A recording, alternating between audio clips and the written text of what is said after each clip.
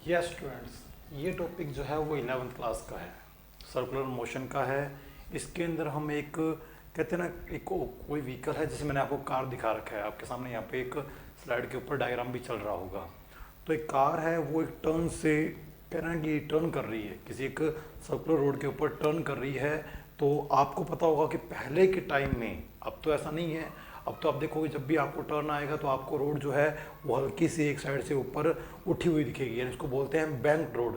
वो भी हम करेंगे, उसका केस भी मैंने तैयार कर रखा है। ये रहा। आजकल तो ऐसा है, जैसे टर्न आएगा तो आपकी जो रोड है वो थोड़ी सी बैंड होगी, उसको बोलते हैं बैंक रोड। पर ये दिमाग में लोगों के पहले नहीं आया था। पहले लोग यही सोचते थे कि भी यार वही बात, पूरी सड़क सीधी चल रही है तो क्यों टर्न के ऊपर हमें कार को, इस रोड को बैंड करने की लोड है। क्यों बैंड करेंगे तो नॉर्मल सी बात है भी हम ये उसे सरिया डिट वगैरह कुछ ना कुछ तो भरना पड़ेगा।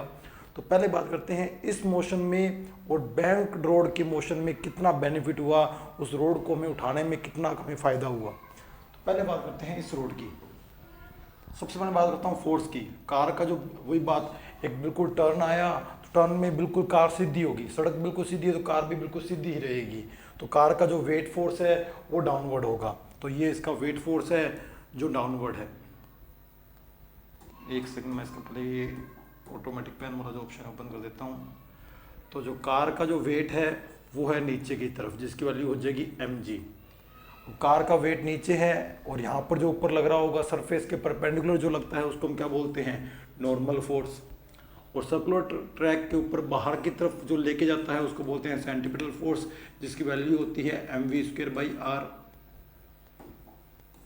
आर इस जो सर्कुलर टर्न है इसकी रेडियस की, जो सर्कुलर टर्न बना रखा है कितनी रेडियस का बना रखा है। इस टाइम हमारे पास एक ही है जो हमें अंदर लाता है, वो है student friction force.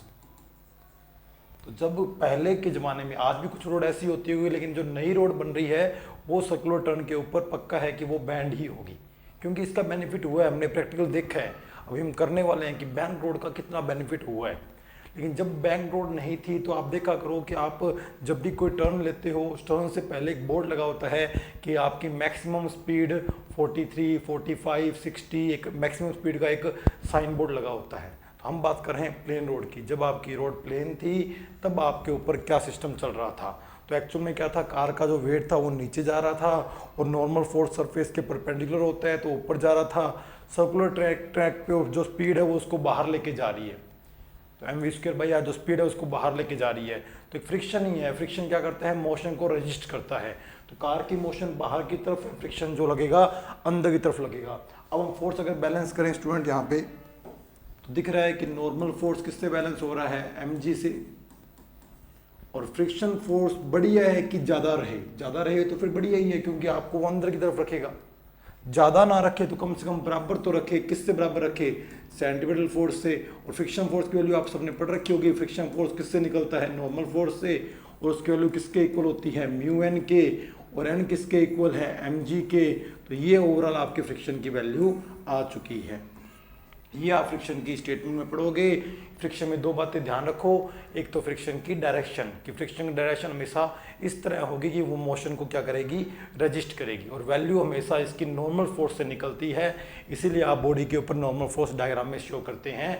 Friction force proportional है नॉर्मल फोर्स के, तो फ्रिक्शन फोर्स इज इक्वल आ जाएगा μn। और n की वैल्यू जिसके भी इक्वल होगी इस इक्वेशन में, mg के इक्वल है तो mg लिख दिया। अब अगर बात करें मैं मैक्सिमम की केस की बात करें, मैक्सिमम स्पीड कितनी हो सकती है, तो ये होगा कि फ्रिक्शन बैलेंस करे सेंटीपिटल फोर्स को। ज़्यादा रहे फिर तो बढ़िया है, ना रहे तो कम से कम बैलेंस तो करे। अगर वो ज़्यादा हो गया सेंटीपिटल तो आपको बाहर ले जाएगा, आउट ऑफ रोड ले जाएगा।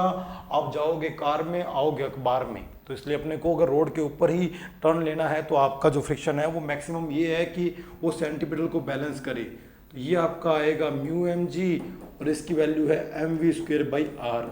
आपने देखा स्टूडेंट कि मास काउंट ही नहीं हो रहा, मतलब ये नहीं है कि आपके पास आप अल्टो में जा रहे हो कि फॉर्चूनर में जा रहे हो, यानी करेटा ब्रेजा, यानी उसके मास पे डिपेंड नहीं करेगा।